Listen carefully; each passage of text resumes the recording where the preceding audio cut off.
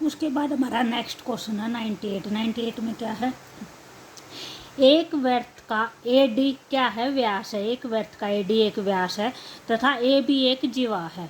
यदि AD बराबर में 34 सेंटीमीटर दे रखा है और AB है वो क्या दे रखा है, 30 सेंटीमीटर दे रखा है, तो केंद्र से वृत्त के केंद्र से AB की दूरी ज्ञात करने, एक वृत्त के केंद्र तक जो AB जीवा है उसकी दूरी कितनी होगी। तो इसको हम कैसे बनाएंगे, जैसे इसको हम ऐसे बनाएंगे, ये हमारा वृत्त हो गया, इस वृत्त का ये हमारा सेंटर हो गया, ठीक है, केंद्र हो गया। तो जो भी हमारे सेंटर के अंदर से जाता है वो क्या हो जाएगा, हमारा व्यास हो जाएगा। तो AD हमारा क्या दे रखा है, व्यास दे रखा है, और वो कितना दे रखा है, 34 सेंटीमीटर दे रखा है। AD कितना है, 34 सेंटीमीटर दे रखा है, ठीक है।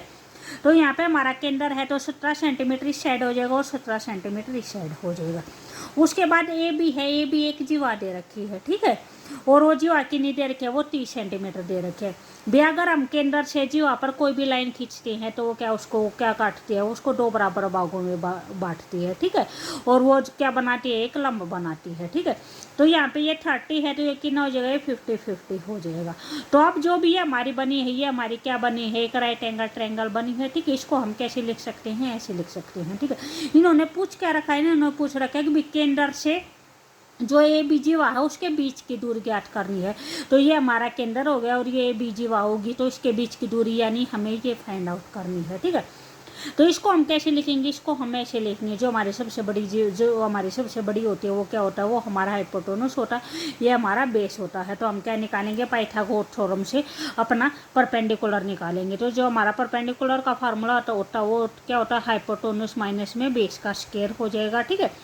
जो हमारा हाइपोटेनस आया है वो कितना आया है, 17 आया है, यानी 17 का स्क्वायर माइनस में बेस कितना है, 15 है, तो 15 का स्क्वायर हो जाएगा, ठीक है।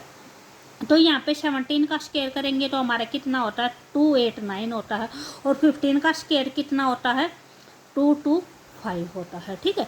उसके बाद अगर हम इसको माइनस करते हैं तो 9 में से 5 का 4, 8 में से 2 64 होगा, और 64 किस चीज़ का स्क्वायर रूट होता है, वो हमारा 8 का होता है। तो यहाँ पे हमारा जो भी इनके बीच की जो दूरी होगी वो कितनी हो जाएगी, वो हमारी 8 सेंटीमीटर हो जाएगी, ठीक है। तो यहाँ पे हमारा आंसर कौन सा हो जाएगा, आंसर नंबर 4 हो जाएगा, ठीक है, 8 सेंटीमीटर।